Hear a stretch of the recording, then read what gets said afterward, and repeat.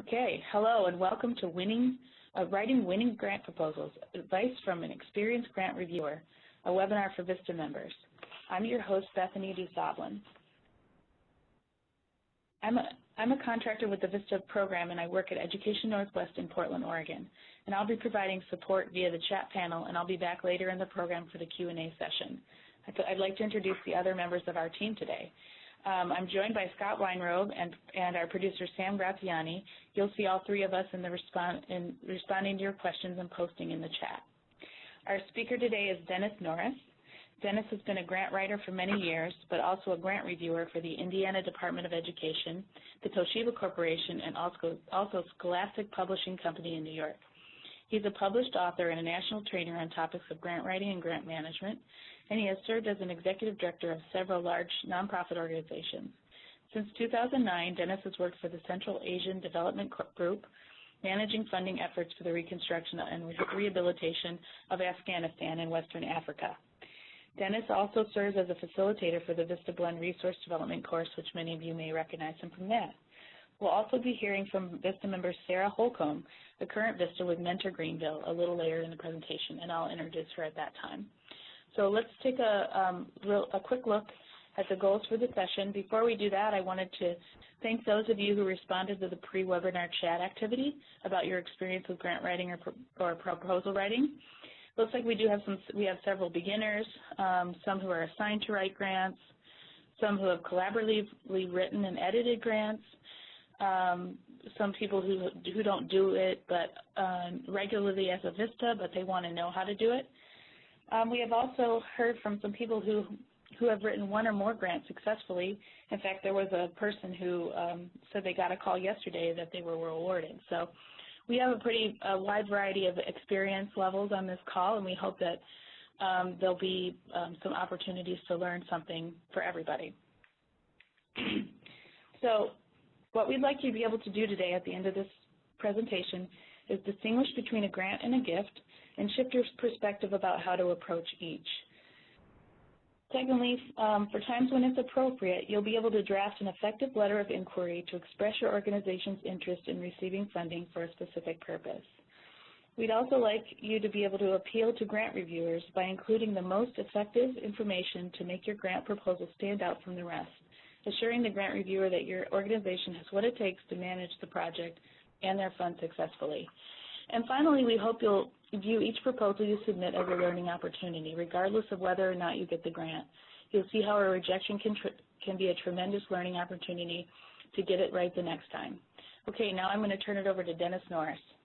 Thanks, Dennis. Great. Thanks, Stephanie. Hello, everyone. I'm really glad to be here today, and I want to thank you for your time in participating.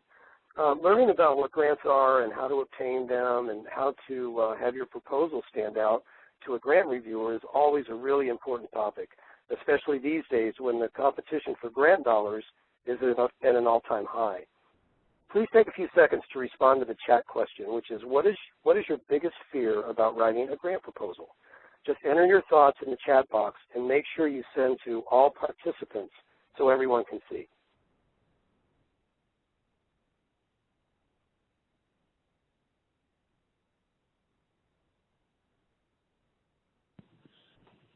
Okay, just reading off a couple of these. Sounding professional, meeting requirements that I want to be considered to be serious, getting rejection. People are afraid of getting rejection. Designing a logic model, asking for too much money and getting rejected, accurate reporting measures, being concise, budget narrative in large capital letters, not writing well, offending them, going after the appropriate grant, missing objective of the grant. Again, people are really afraid of getting rejected. Taking money for more worthy causes, that's interesting. Setting goals that are too lofty or measurable and not interesting enough, writing clearly. So a lot of fears out there. Yeah, a lot of rejection going on. A fear of rejection. That's okay. You know, it really has to do with courage. I noticed the word courage there a few times too. please don't be afraid. A lot of the fear comes in the unknown aspects of grant writing, and we're going to erase a lot of that right now. I remember the first time I was asked to write a grant proposal, and I had absolutely no idea what a grant was or what I was supposed to do. So I asked around to people who I thought could help me, but instead of help, I got a lot of chuckles and many responses like, you know, good luck with that, Dennis. But in the end, I just decided to follow the funder's directions, to keep it simple, and to just spell out what it was that I wanted. The first few grants I wrote were funded, followed by a tremendously long dry spell, followed by a bit more success, and then another dry spell, and that's how it goes. No one gets them all, but this webinar will boost your chances and provide you with a glimpse of what the other side sees. That's the side of the grant reviewer, and what they look for in a solid proposal. One thing is for certain, if you don't submit grant proposals for funding, you have a 100% chance of failure. So hopefully this webinar will take some of the fear away and make you more competitive in obtaining funds. So moving ahead, let's talk about the difference between a gift and a grant, because they are definitely not the same thing. And it's very important that you understand the difference between the two before you tackle a grant. So what does it mean when we receive a gift from a donor? A gift can be defined as a contribution with no reciprocal benefit expected by the donor. There are really two types of gifts. There's unrestricted and restricted. With an unrestricted gift, there are no imposed contractual requirements. But this kind of a gift to a nonprofit organization carries with it the assumption that it will be used in some manner toward the nonprofit's mission. Unrestricted gifts can be used for anything: salaries, programs, equipment, vehicles, operations, whatever they care to use it for. Sometimes donors will put restrictions on their gifts or apply special instructions, and this would be designated as a restricted gift. The board of directors is often called upon to accept or deny those restrictions. A simple example of this may be a gift that is used for a specific program or initiative. A more complicated example might be something like the wish by a donor to sell real estate upon his or her death, the proceeds of which would fund minority scholarships for a university. With both unrestricted and restricted gifts, there is usually no formal fiscal accountability beyond the typical financial reports of any nonprofit. And these reports may be thought of as a requirement of good stewardship rather than as a contractual obligation. And we'll talk about stewardship later in the presentation. A grant, on the other hand, is the transfer of money from a funding organization, or a funder as I will call them throughout this presentation, to a qualified institution, a nonprofit organization for our purposes, to accomplish initiatives that may require specific duties and reporting. So grants are given often to explore creative approaches to existing problems or issues, like hunger or domestic violence or the environment, or to support approaches that have already been proven effective, like stem cell research or low-income housing construction, or even veterans benefits. There is almost always a contractual agreement and the establishment of a business relationship between the funder and the recipient with a grant. Measurable objectives will be required as well, and funds will have to be accounted for. So why is the distinction between a gift and a grant so important? Because the language used in seeking gifts and grants is very, very different. People give with their hearts first when making a gift. So fundraising and marketing materials intended to solicit gifts are written to strike a chord in a person's heart. Writing that attempts to pull on a donor's heartstrings is appropriate in a fundraising appeal, but not in a grant proposal. A grant is a contractual business relationship, so grant correspondence should always be professional, clear, concise, and devoid of the flowery or emotion-laden language. You want to convey to your potential funder that you are prepared to meet their philanthropic goals with your proposed project. So let's look at some examples of fundraising language. Fundraising language should cause an emotional reaction or response. It should tug on the heartstrings. The examples on this slide are obviously attempting to evoke an emotional response and strike a chord with the donor. The writing attempts to make donors mad or sad or happy, whatever emotion does the job. Fundraising language is more salesy and is designed to market the mission of the organization. Smart nonprofits often have several marketing messages that are tied together and used throughout their various sources of media, like their website, print, social media, whatever. Grant writing, conversely, is more businesslike and professional. It is not salesy, and it's not designed for marketing. You are approaching a funder with the understanding that they need something from you and you need something from them. A funder needs good projects in which to invest their philanthropic dollars and show the community that they are making a difference. The nonprofit recipient of a funder's resources needs support for their project. It's a business relationship and nothing more. Writing to a funder is not designed to strike an emotional chord. Rather, it's designed to instill confidence in the funder so you can earn their support. Making a grant reviewer smile has a lot to do with both the content of your writing and the style in which you write it. Grant reviewers can tell through the writing of a letter of inquiry or proposal whether or not the applicant is properly prepared for the task. If the writing is more for a fundraising piece than a grant, a reviewer will assume the applicant does not know the difference between the two, and the level of confidence will have been lost with that reviewer. If the language is businesslike and professional, the reviewer can tell that the applicant gets it and will maintain that understanding throughout the submission of reports and the stewardship of funds once they are received. If the structure of the proposal is haphazard and less than seamless, it is not hard for the reviewer to imagine that the management of the project will carry forward in the same way. Also, as a reviewer, it's fairly easy to tell when an applicant has bitten off more than they can chew. You cannot solve the world's hunger issue, for instance, but you might be able to help 300 people on the south side of your city. So if you want the grant reviewer to smile, you should never promise what you cannot deliver. And sticking with the issue of hunger, a grant reviewer will expect that you have a solid grasp on the problem. If you simply state that people are hungry in your city, that will make a reviewer suspicious that you may not have done your homework. Instead, if you provide solid and recent data on the problem and demonstrate that you have a deep understanding of the issue, you are once again instilling a very important level of confidence in your grant reviewer. There are really two types of grant opportunities that I often refer to as either one, reactive, or two, proactive. Reactive grant opportunities come in the form of a request for proposals or periodic grant competitions for which the guidelines have been set and the problem or issue has already been identified. You react to them by submitting your application, knowing that your program must fit within their strict guidelines and standards. Proactive grant opportunities, on the other hand, are much different. These are ongoing opportunities from funders that are in line with your philanthropic goals. And unlike reactive grant opportunities, they are not specific, time-centric grant competitions.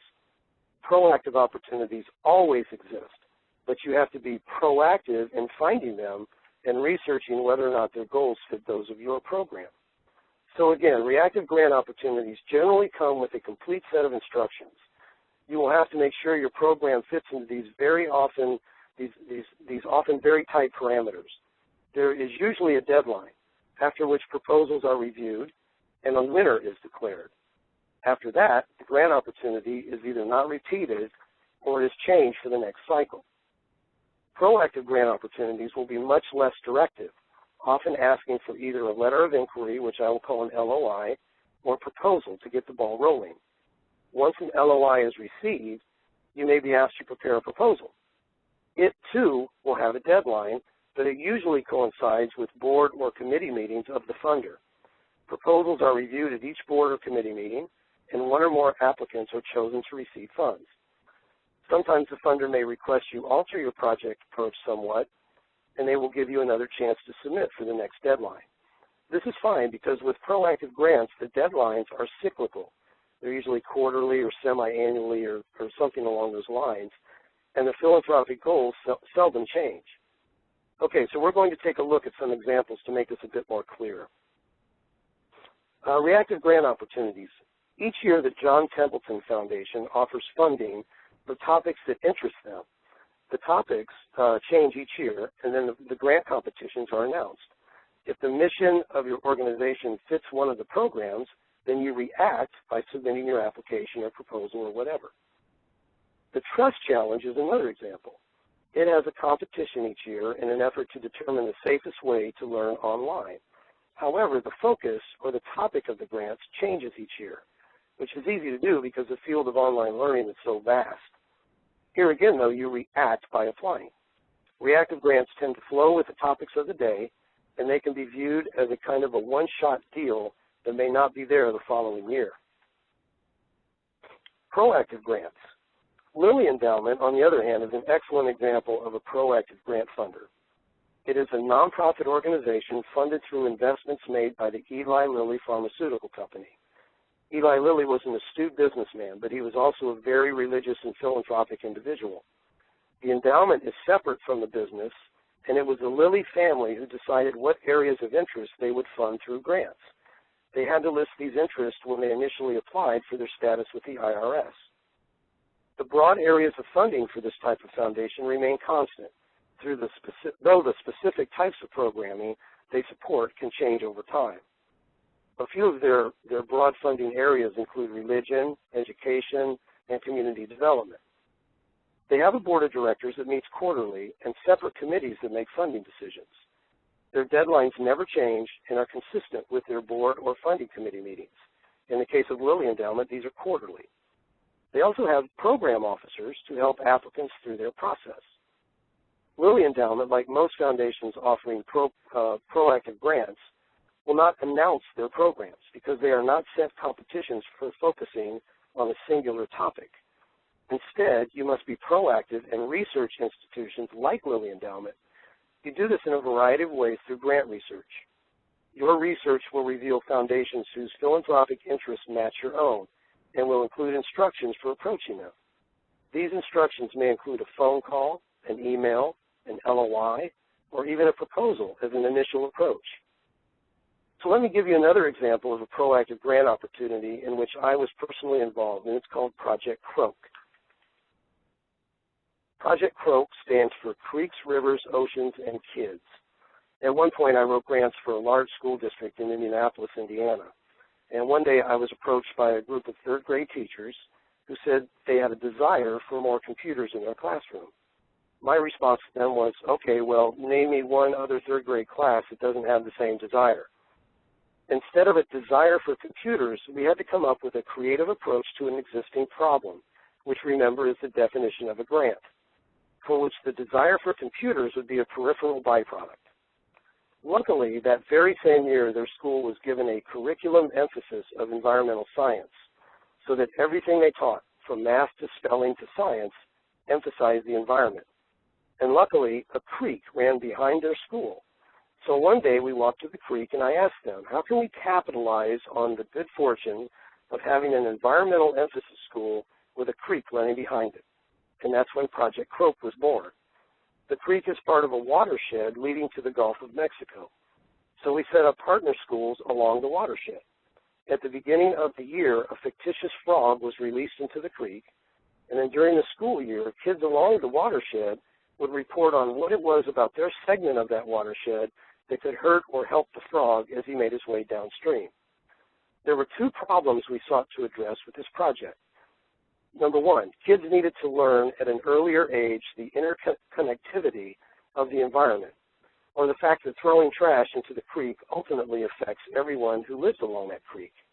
And number two, kids needed to learn at an earlier age how to work and learn in teams. And there was plenty of research to back up those claims. So how did we get started with Project Croak? Well, I did some research, some grant research, looking for funders who had as their philanthropic interest the partnering with public schools and the teaching of children about the environment. I located the National Environmental Education and Training Foundation in Washington, D.C., whose philanthropic interest matched ours perfectly.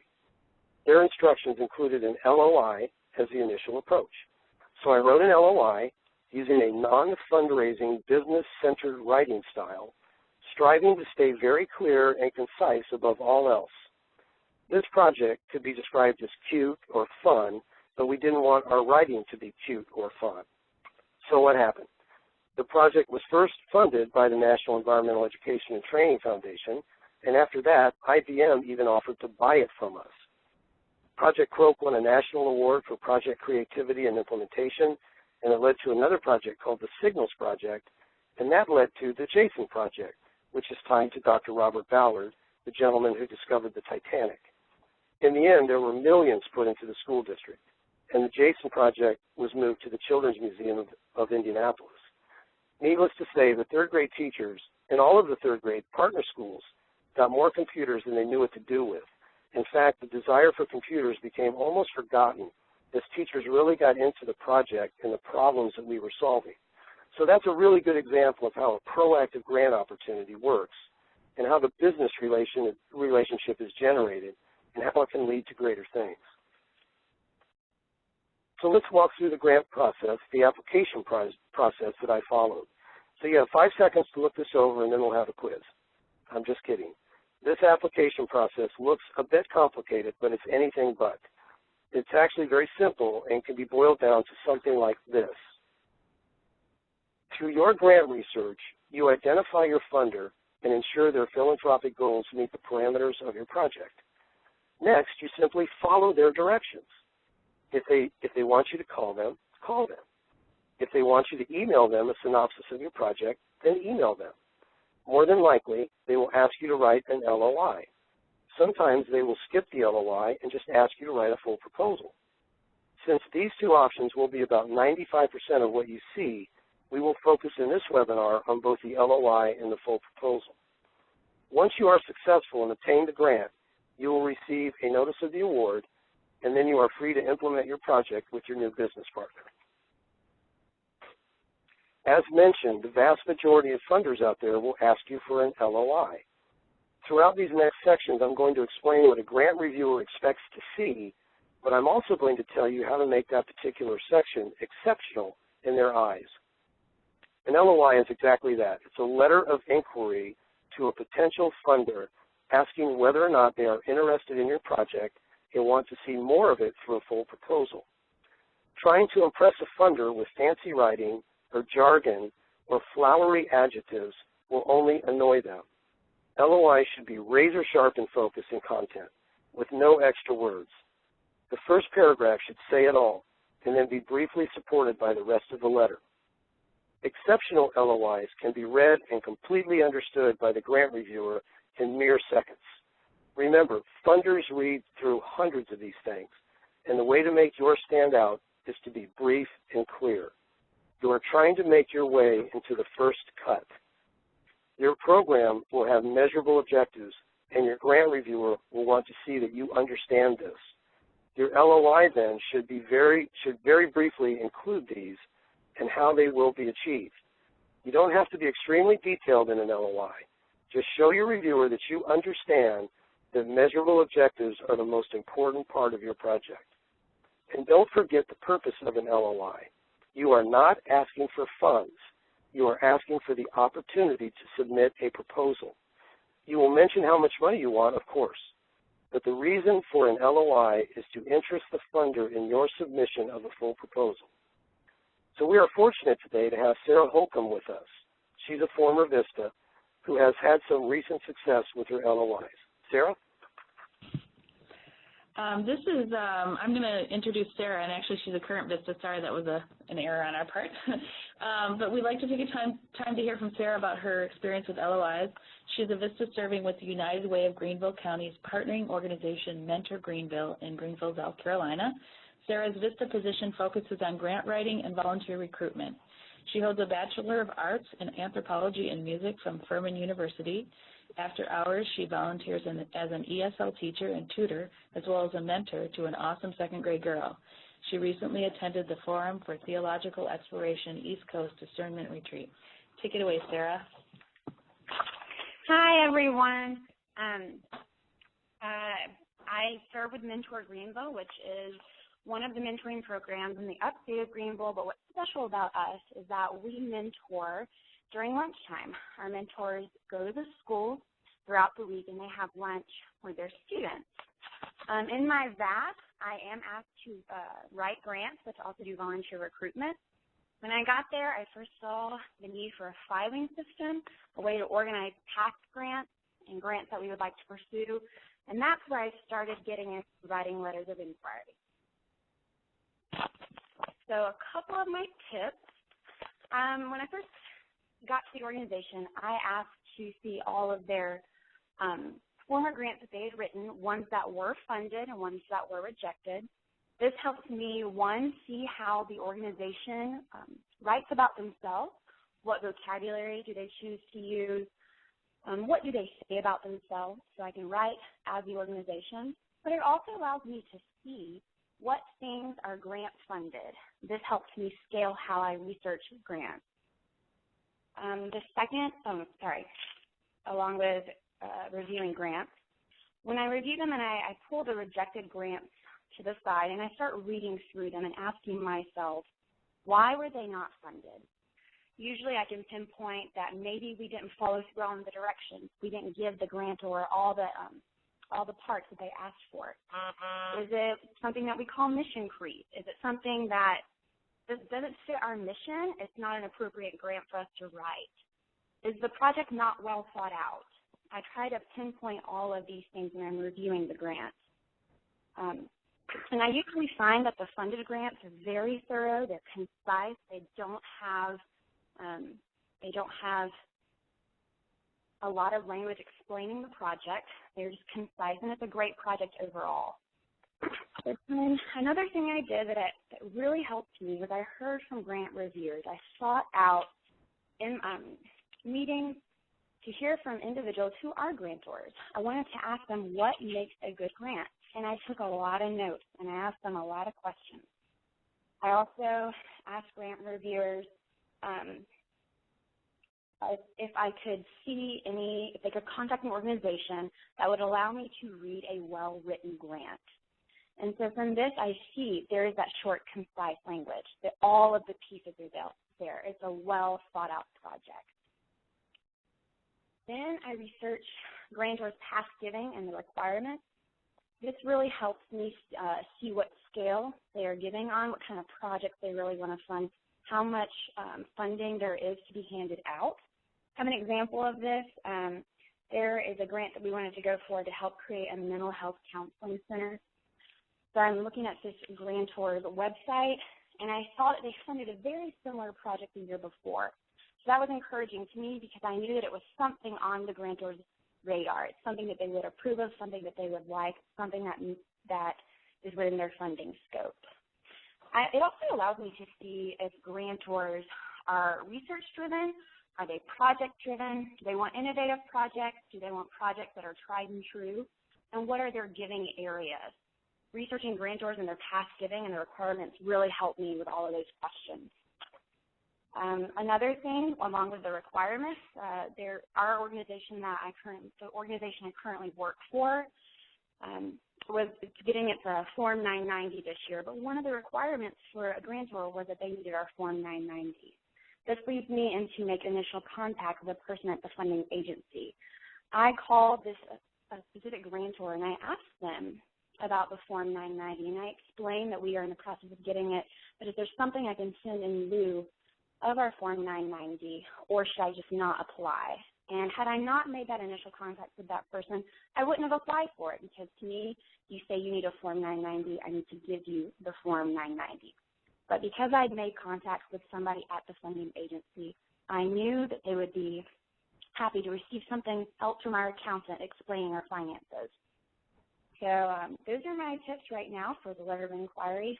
Once I write one, I just encourage people to use a letter of inquiry as an outline. Grant writing can seem very large and very overwhelming, but if you have sent in a letter of inquiry and the funder has invited you to write a full proposal, there is no need to reinvent the wheel. You've already explained what you would like to do.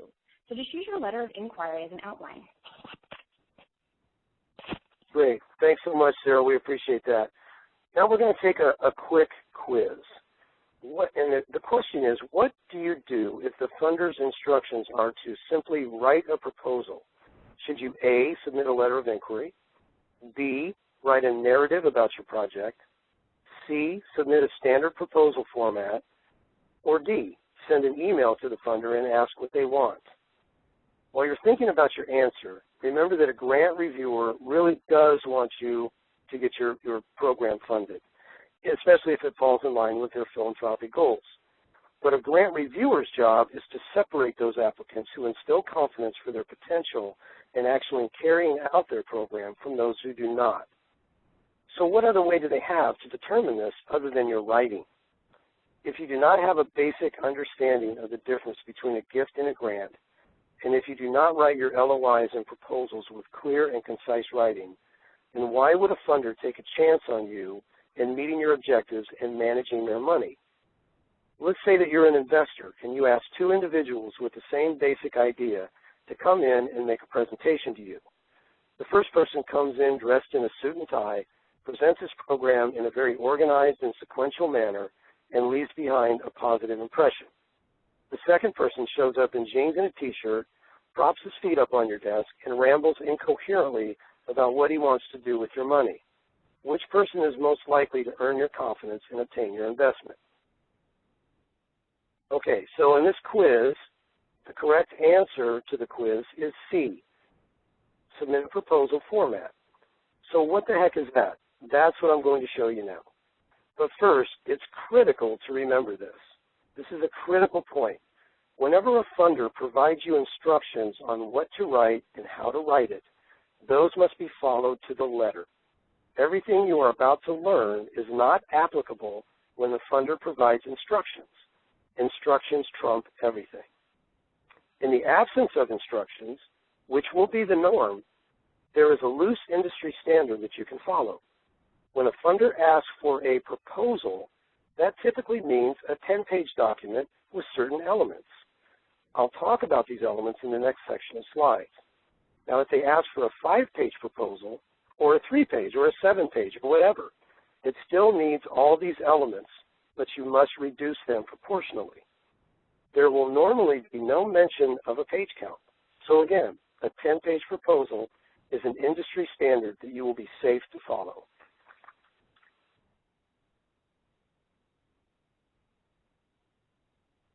Okay, more and more these days, you will see that a funder does not want to speak to you, does not want you to email them, but does in fact want either an LOI or a proposal as the initial approach. It's not that they are unfriendly, but you are competing with many other people and the volume is just too heavy. If you make it through the first cut, then it is more likely that you will have an actual person with whom you can speak.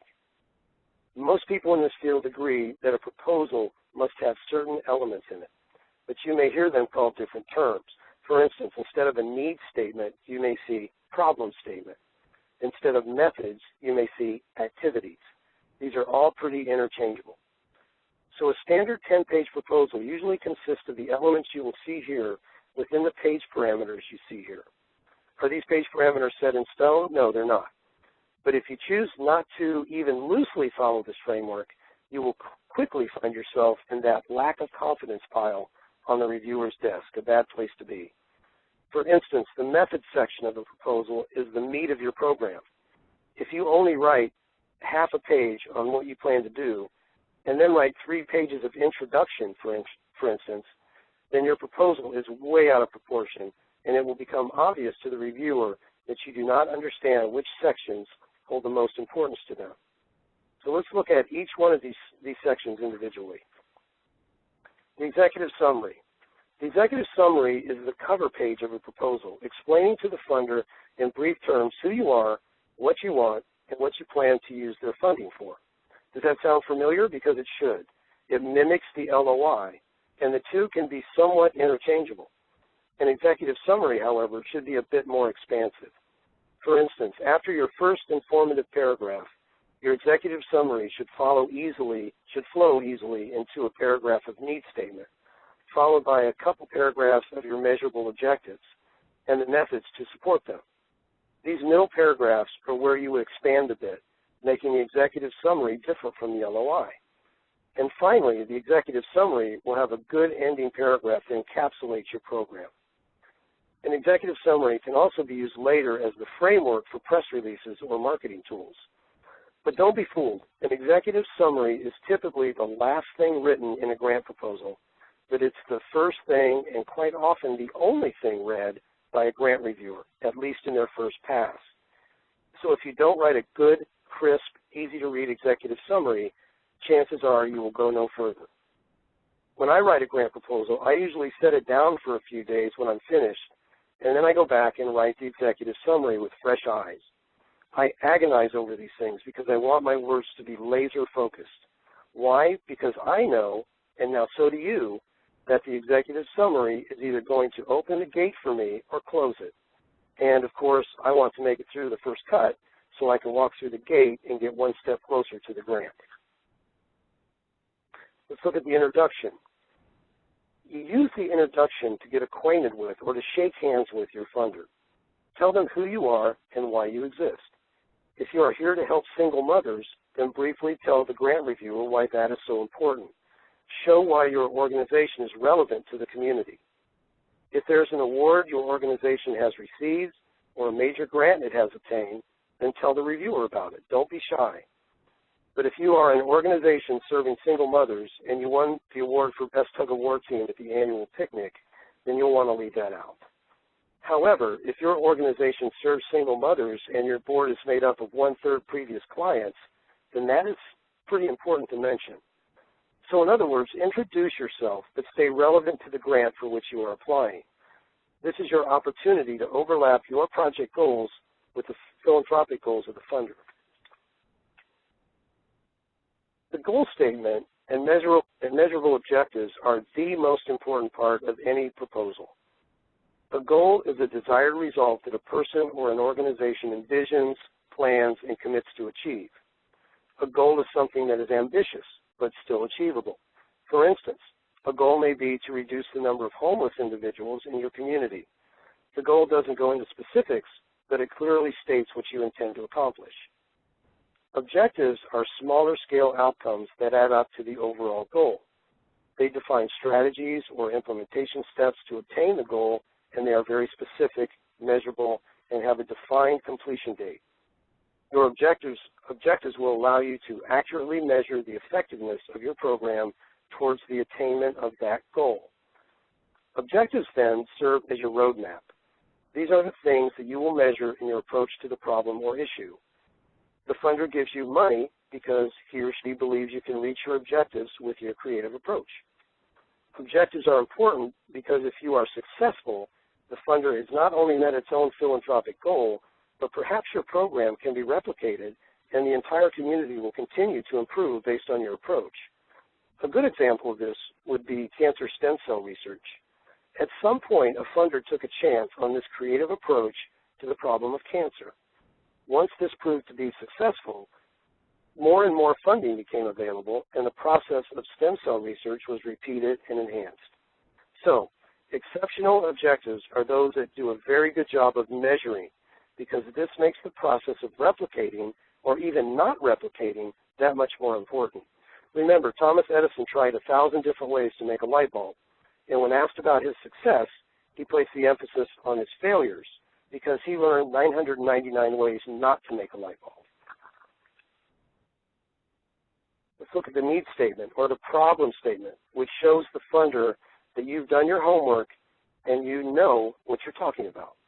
Going back to Project Croak, remember that the initial desire was for more computers, something that every third grade teacher in America has a desire for.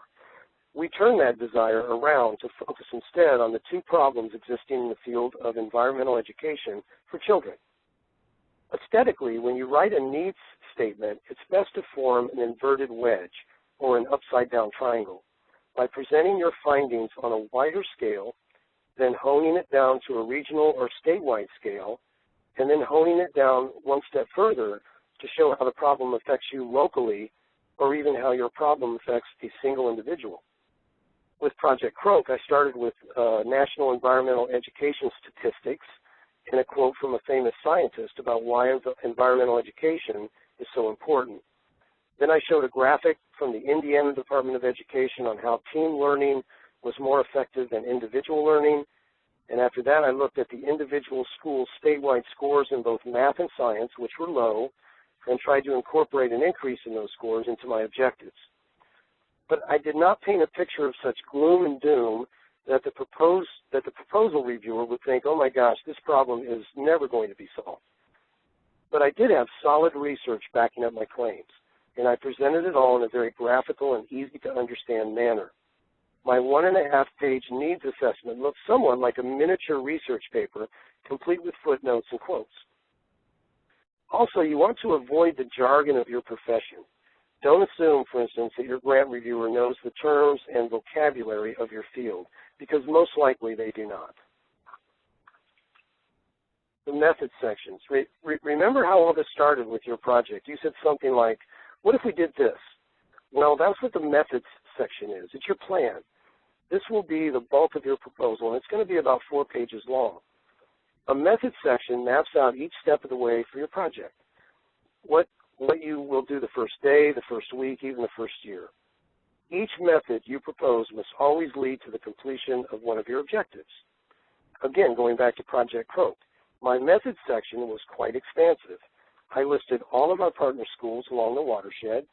I inserted a timeline as to when the frog was scheduled to appear in their section of the watershed. I explained in detail what was expected of each school, and I told the funder how we would produce a comprehensive CD of the project when it was completed. The method section can also include a brief introduction of the primary personnel involved in the implementation and management of the program, further instilling confidence in the funder, especially if the personnel are exceptionally qualified or have managed grants in the past. Also, periodic measurements of the project's progress can be explained in the methods section. Here again, we did this with Project Croak after each partner school's participation. This way we could tell whether or not our measurable objectives were in line. Next is evaluation. Evaluations include pre-test and post-test, surveys, knowledge gains, and several different methods that really depend upon the type of program you're implementing. Evaluation should tie into both the needs statement and, of course, the objectives. If the needs statement you have shown, in the needs statement you have shown that you understand the problem by presenting current and reliable resources. The measurement of your objectives should add to the field in some manner. Perhaps your project will be so successful that someday another grant writer cites your findings in his or her needs statement.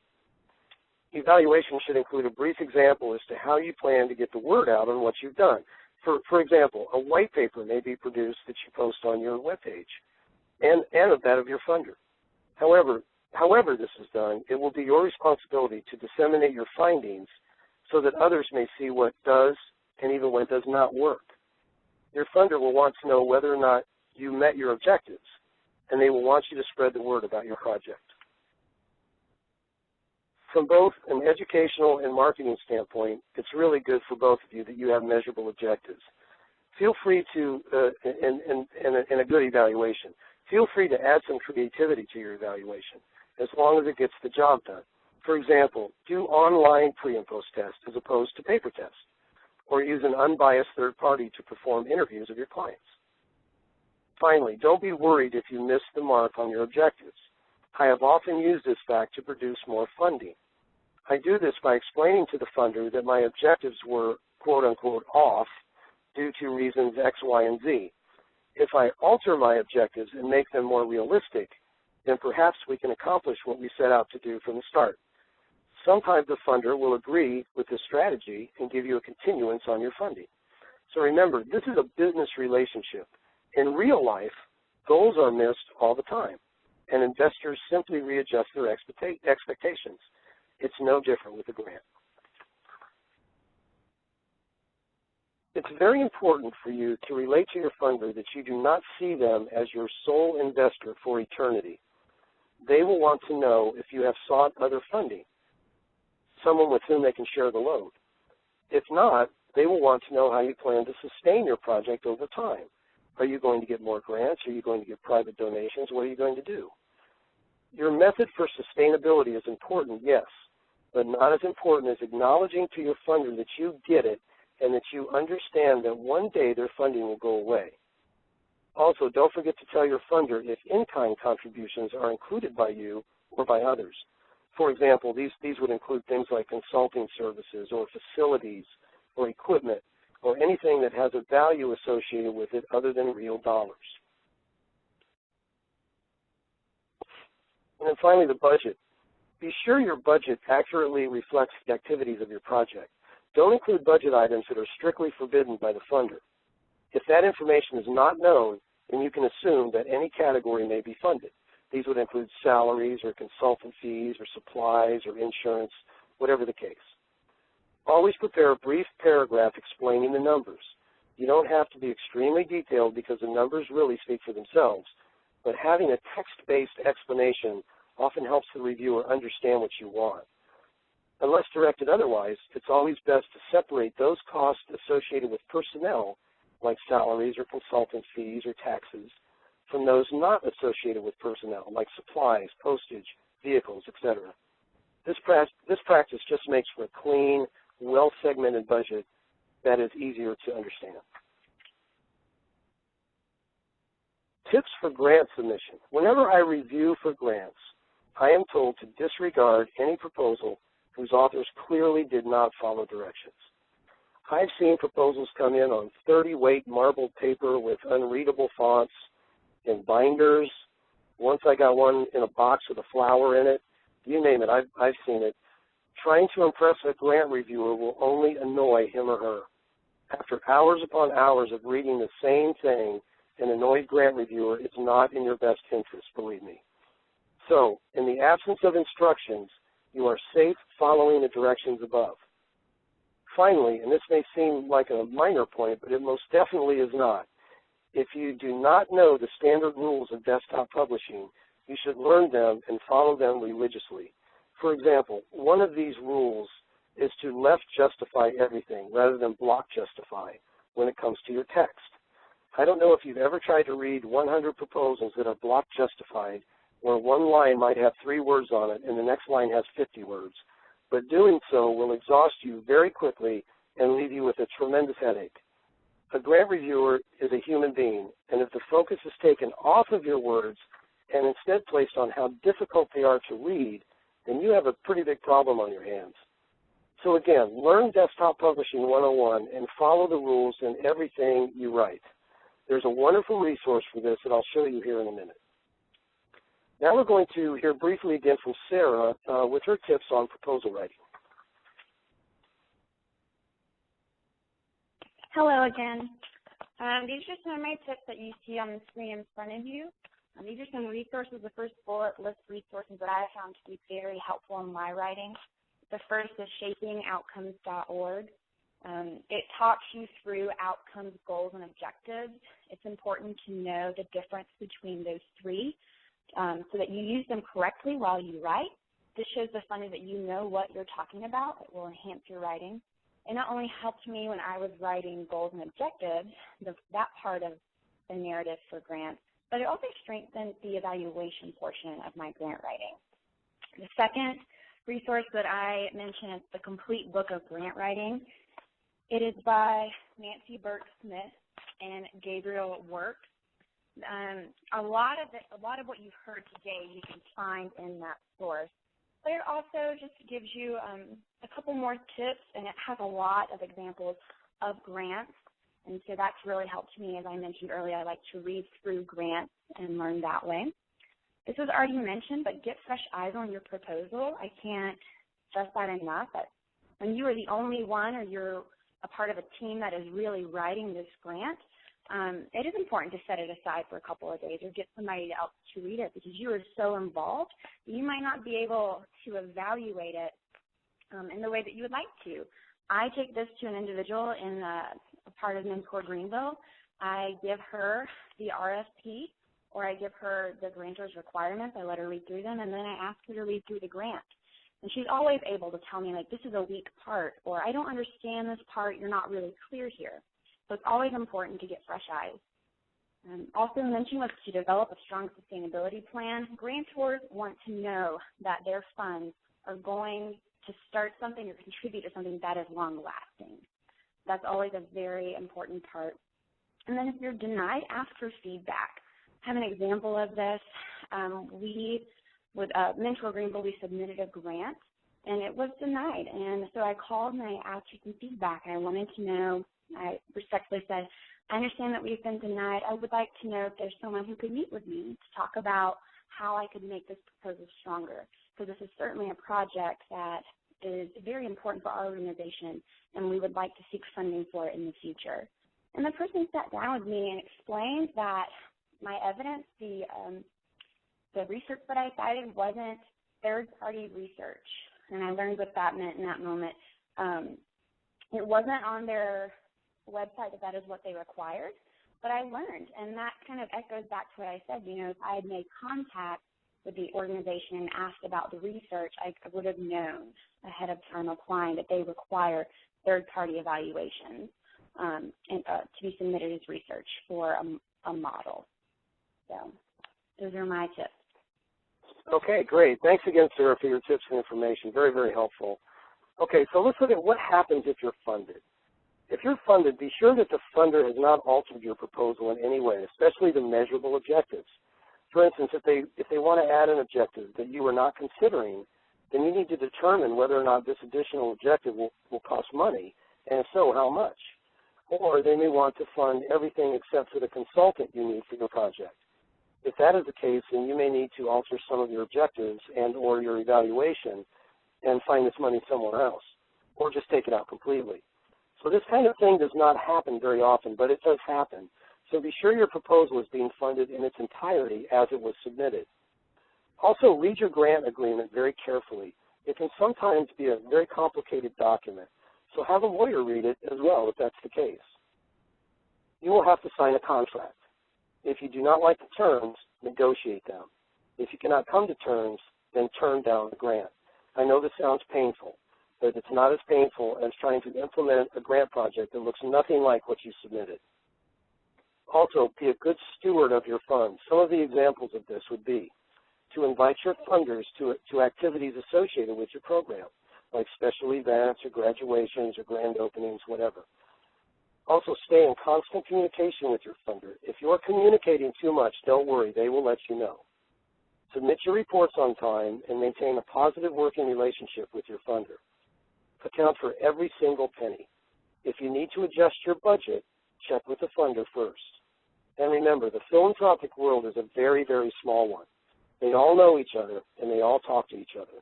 If you are a good steward of grant funds, word will get around, and you will benefit from that solid reputation.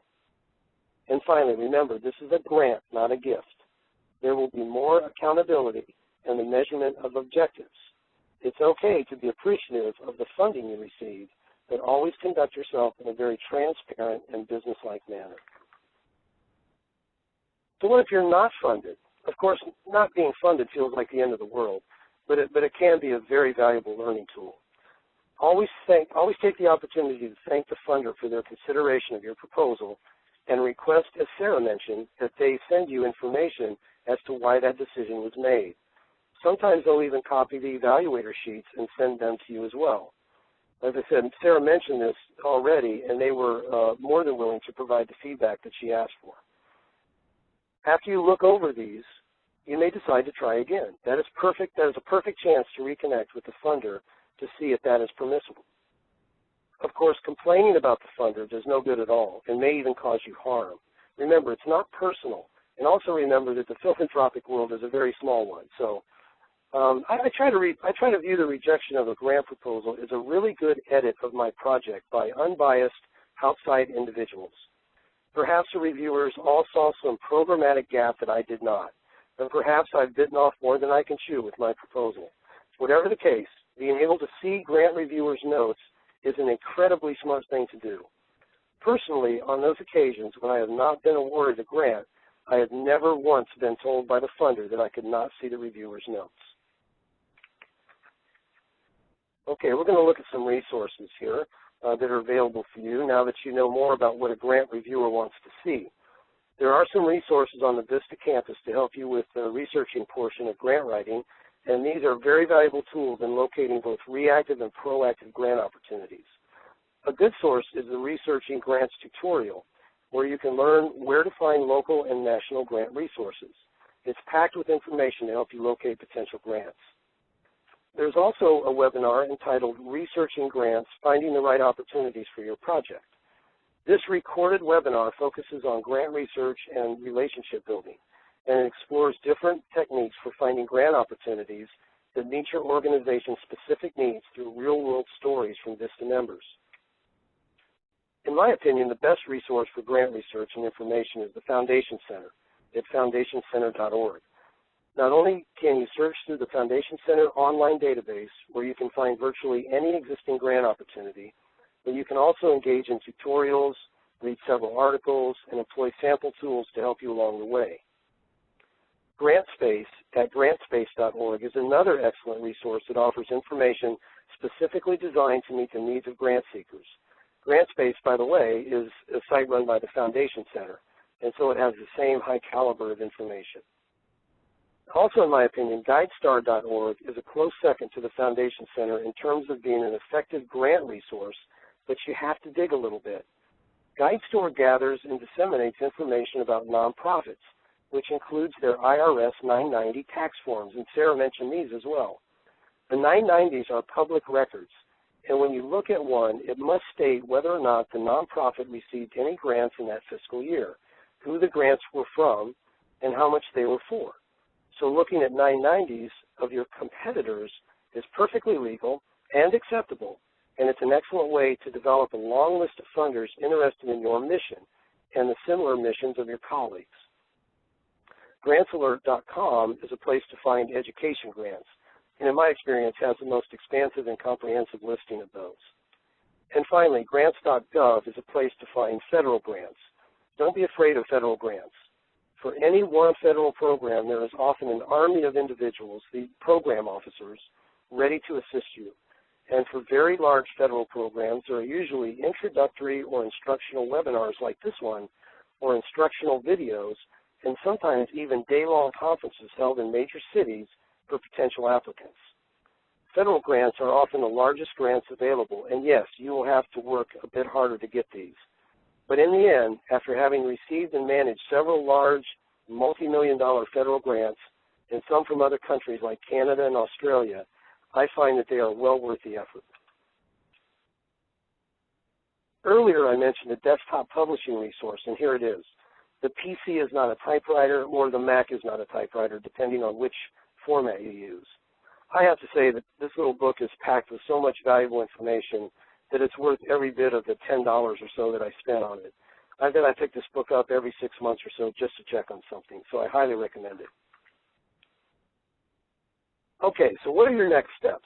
What can we do right now, today, at your organization to get started on obtaining grants? Well, besides finding the right funders for your projects, here are some suggestions. Number one, write an introduction of your nonprofit using grant language as opposed to fundraising language.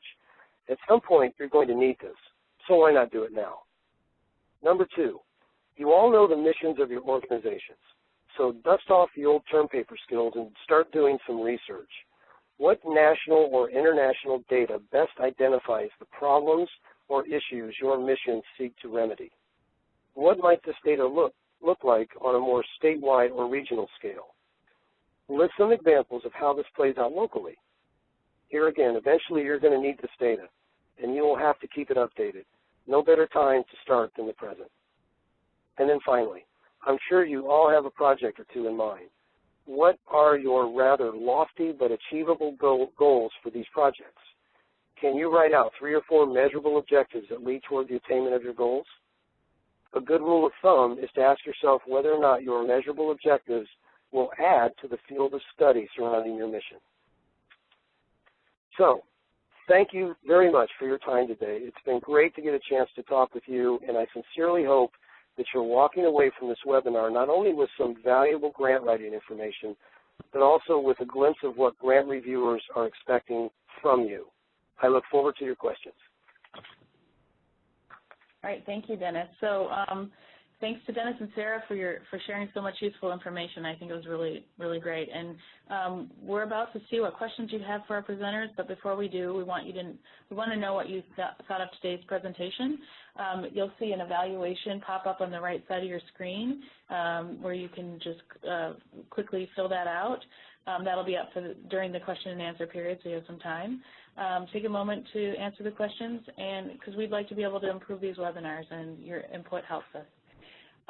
So we're going to move to the questions, and I'm going to give you a chance to hear from the operator very quickly to talk about how to submit your questions on the phone, and then I also will grab some questions from the Q&A panel. Thank you. If you would like to ask a question over the phone, please press star then 1 on your phone and record your first and last name clearly when prompted. Again, if you would like to ask a question at this time over the phone line, please press star then 1 and record your first and last name clearly when prompted. Thank you. Thank you, Karen. So we do have a couple questions that came into the chat early on, so I'm going to start with those, and then we will check the phone. So Chris asks, are there grants that require a proposal but don't require a report? Are those grants still considered a grant, or are they a gift? That's a great question, Chris, and it really depends on the funding organization. There are ways to determine what foundations exist out there that might be like private family foundations. They may have the interest of community projects or religion or environment, all those different types of funding general headings that many of these have, but they will simply ask for either a letter or a proposal. Because they're a family foundation, they might be a little more loose in their requirements. My suggestion, I've had those grants before, my suggestion is to send them reports anyway. It just makes you a really good steward of their funding. I've done this. I've done like a midterm report and then a final report. I've invited them to things that have to do with the project. I've kept in constant communication with them. As I said in my presentation, if you're communicating too much with that type of a funder, they're going to let you know. But in the absence of those instructions, or in the absence of anyone saying you owe us a report, write one anyway. It doesn't hurt, and it just helps you in the long run be a good steward. Great, thank you. And we had another question that I'm just going to put out there right now. Chris also asked, what are good tips on making goals, outcomes, and objective language measurable in a proposal? And feel free to Dennis and Sarah to take a crack at that one. Well, I'll jump in and let Sarah follow up.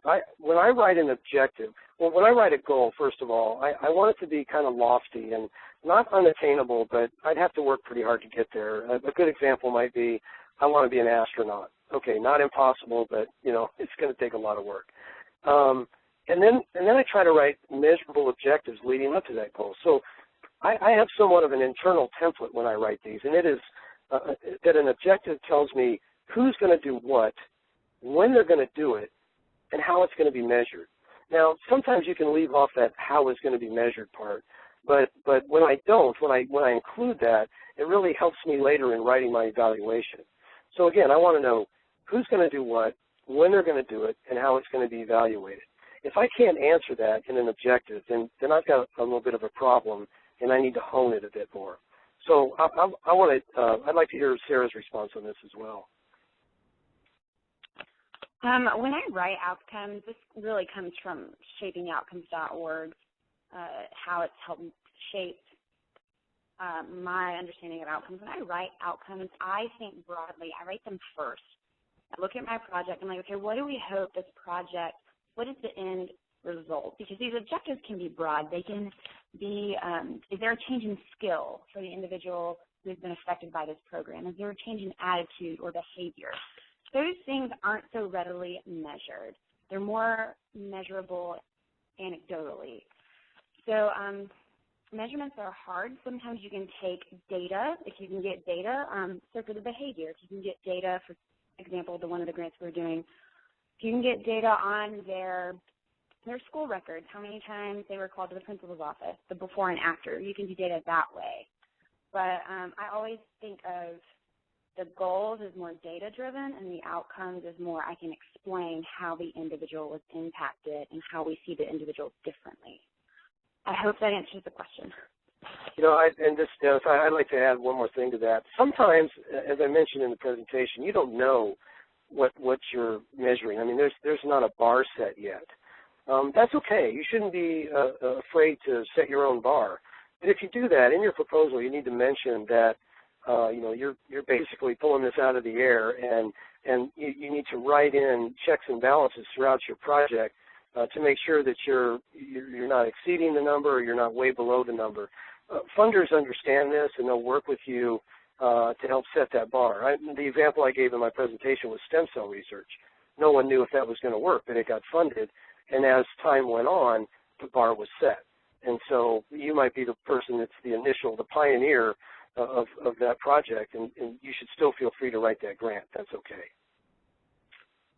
I will, if it's okay, say one more thing as well. When I do work with goals and outcomes, I use the logic model to help me formulate those, and sometimes I will include the logic model as a diagram to be included in the grant proposal to show them our thinking, show them the situation, and then how we plan to intervene, and then what the intended outcomes are. So if you want to Google logic model, that also might help strengthen your understanding and influence how you word your outcomes. Thank you. I wanted to check in with the operator, Karen. Do we have any calls on the any questions on the phone? There are no questions at this time.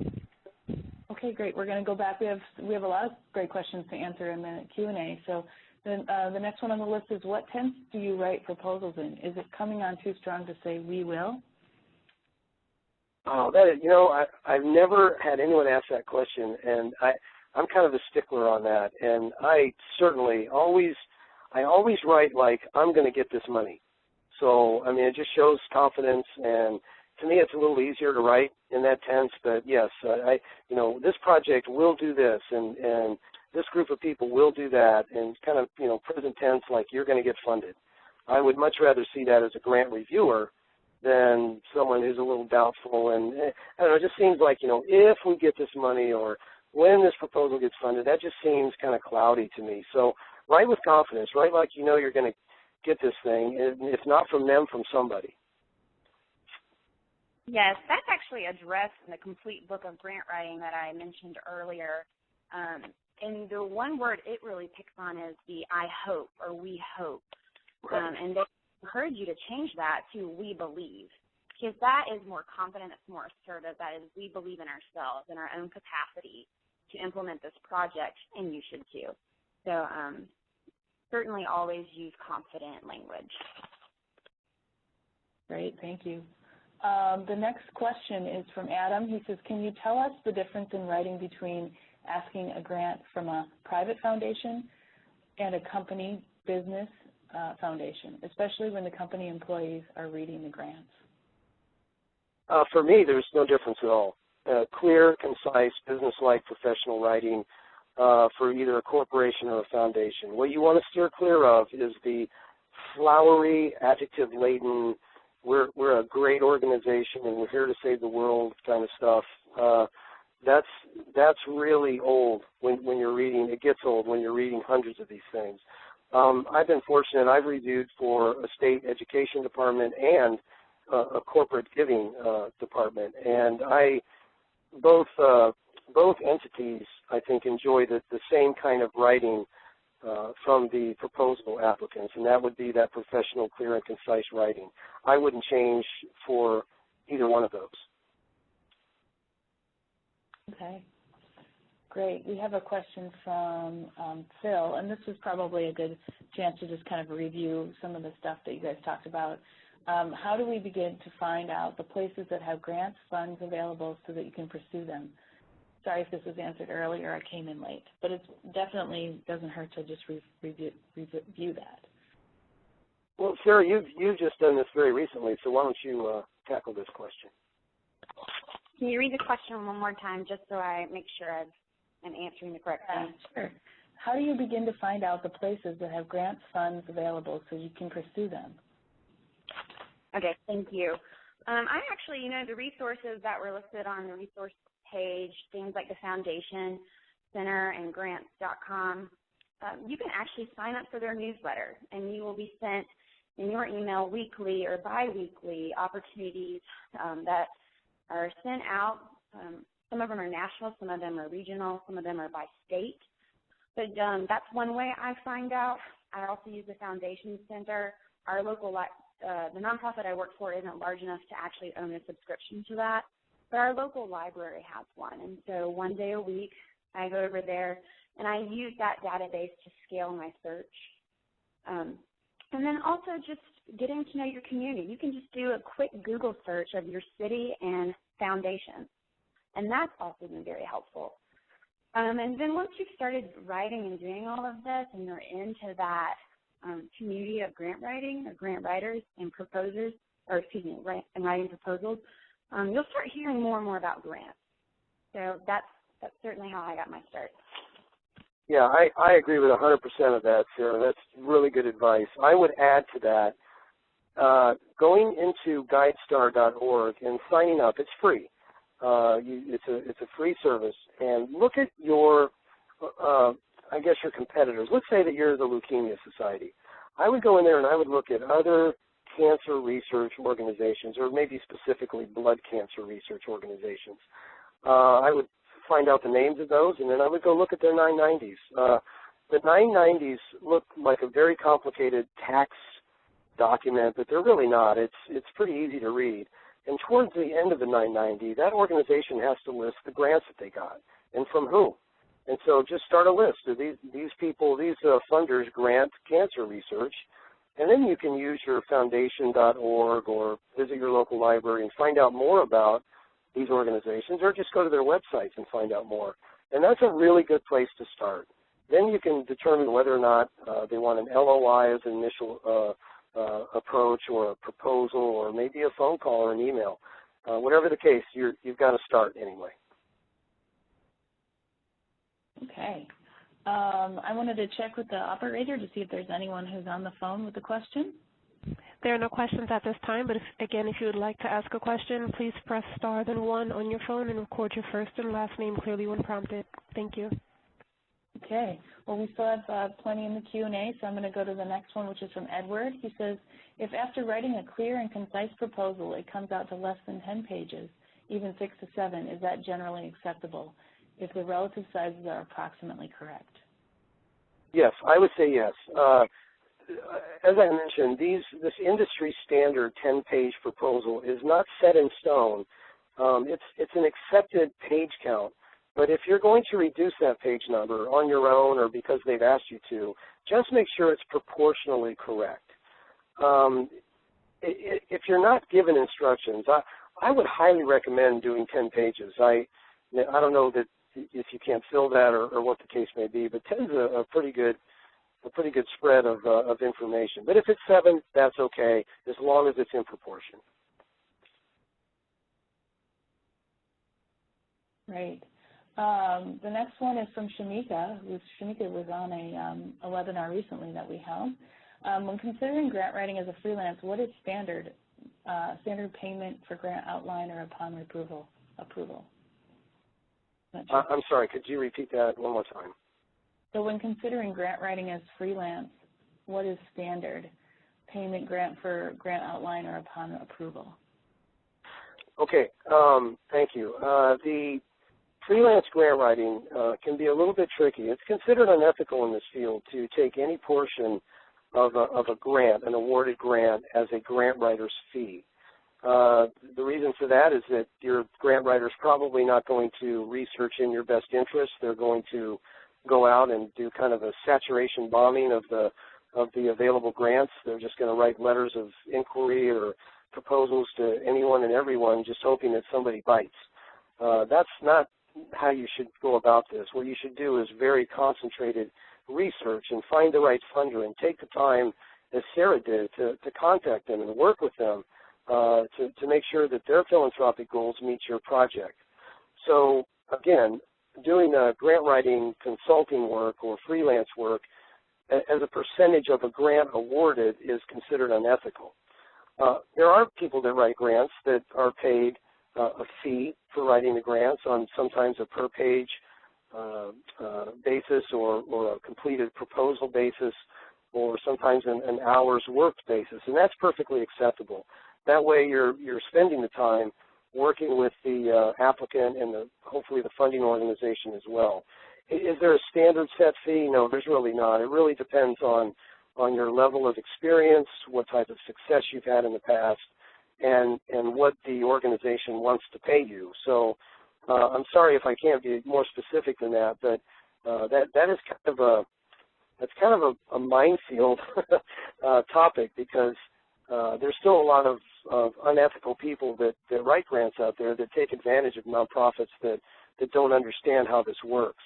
Unfortunately, that's the case. So you'll know you're safe if the organization wants to pay you per hour or per completed proposal, but never, ever, ever by a percentage of the proposal that was awarded. In my experience as a freelance writer, a lot of my clients come to me with a grant specific. They have one in mind. There's not much research trying to find something for a program.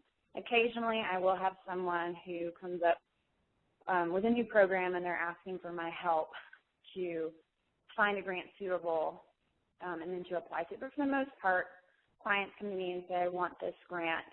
And so then that's where I begin my research. I research that grant specifically and that funder. I do an hourly wage. I agree. I think it's very unethical when you take a portion of the grant. And, yeah, that's it. Sorry. Oh, thank you. I appreciate that. And that actually just made me think that, because Dennis is an instructor for the research development course that we offer through the Vista Blend, and we just started a new session this term, but we have another session starting in August, and that's where you can learn about the first section of it. We talk about ethics, fundraising ethics, and the code of fundraising professionals. So if you're interested in learning more, definitely apply for that course in the fall. It'll be open in the middle of August, which I think is August 17th, but look out for more of that on the Vista campus. Okay, the next, we're going to take another question here. Would it be better to get the executive director or someone else at the host site to write a model letter of interest or inquiry, or should the Vista do the initial letter? Well, I think that depends on the organization. Certainly the executive director or board president should always sign a letter of inquiry, but it really depends on the executive director, I think, whether or not he or she has confidence in their staff as to whether or not they could write a good LOI. I always give my staff the opportunity to write an LOI. I'm doing two things there. I'm giving them an opportunity, number one, but number two, I'm also looking for the good writers. And I think that it's very, very difficult these days to find someone who is a good writer, who really understands grammar and how to put together a good, crisp, clear sentence. If you have that skill, you are extremely marketable today. So you should hone that as much as you can. But again, to answer your question, I think it's really up to the executive director as to whether or not they would offer that opportunity to a staff member. And if they do, that's terrific. If not, if there's some EDs out there that want to do all the writing themselves, and that's just the way it goes. That's typically their nonprofit to run. So if that's the way it is, that's the way it is. It's been my experience that certainly you, as mentioned, you need to run the letter by the executive director. Before you submit anything, run it by the director.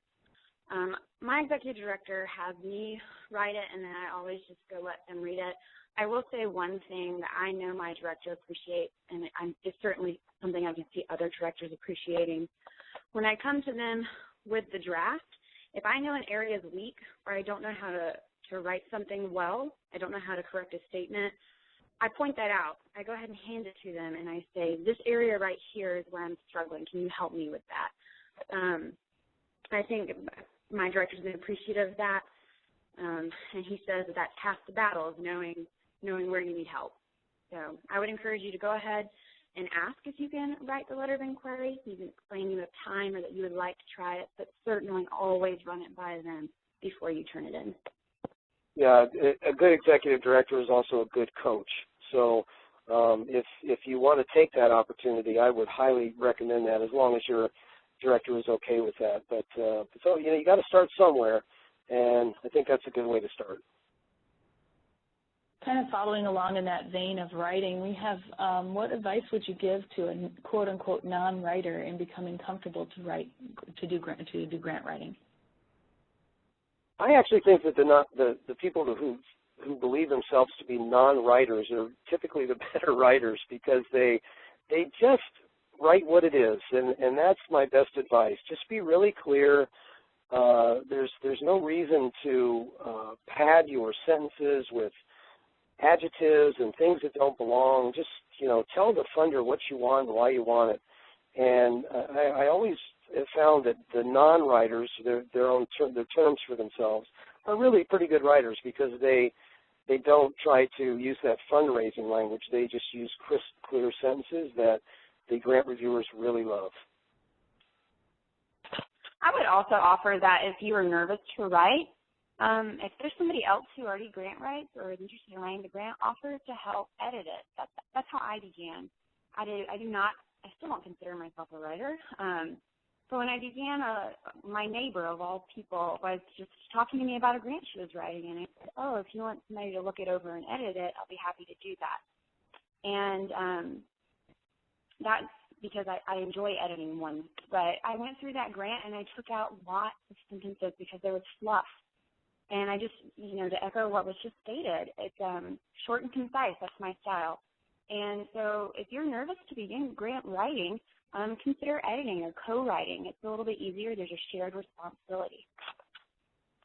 And Sarah also mentioned in her speaking points about obtaining grants, grant proposals that were already written and that the funder considers to be good grant proposals. Reading through those is exceptionally helpful, and you'll see that there is no fluff in these things, that they're very concise. They explain the project in very simple terms, and that is a very, very good learning tool.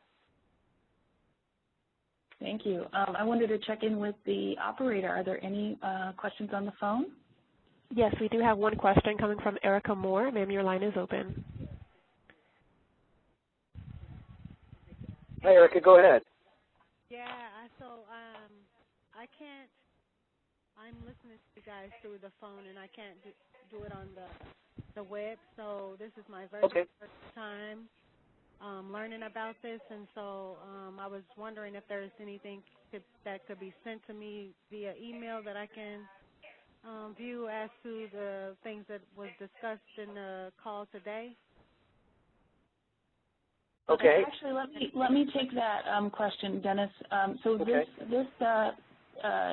This webinar is being recorded, and so that means that you would be able to watch it at a later date. We are also going to put a copy of the slides up on there, up on the Vista campus.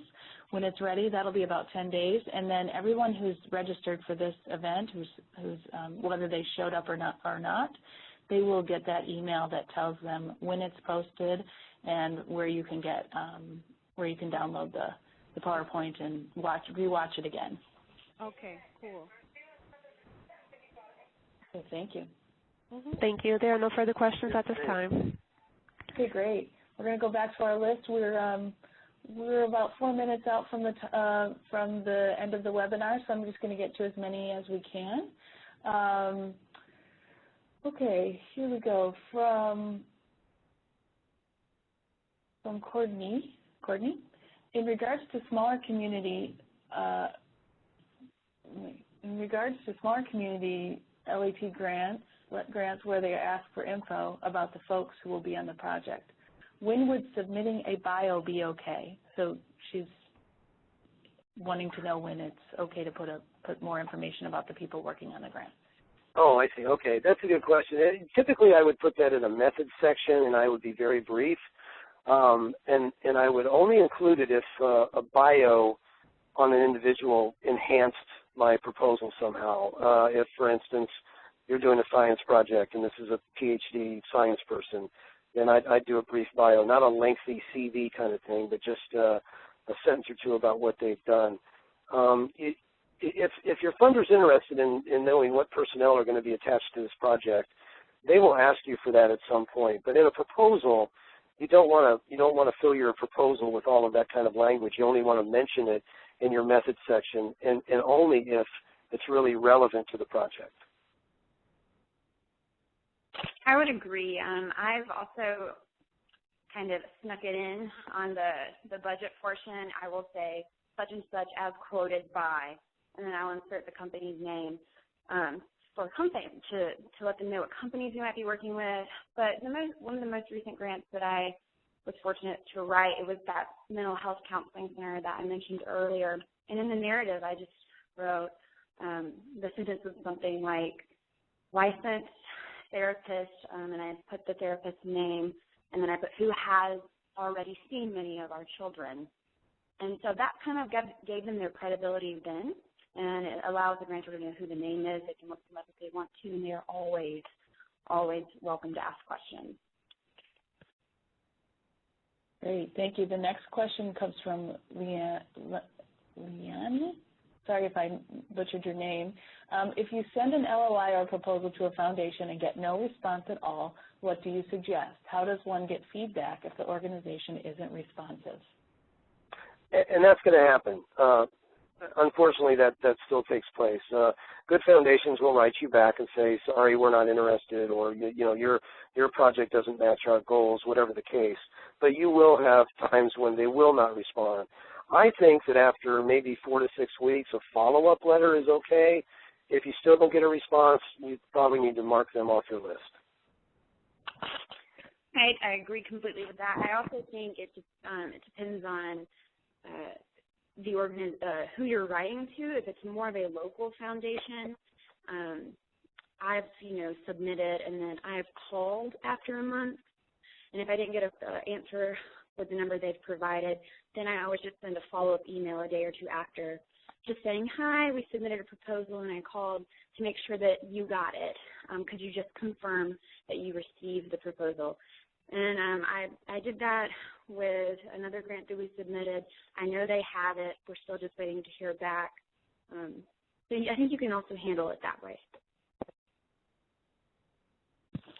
All right, thank you, everybody. We're at the top of the not the top of the hour, but the top of the half hour, and we're going to have to close this webinar right now.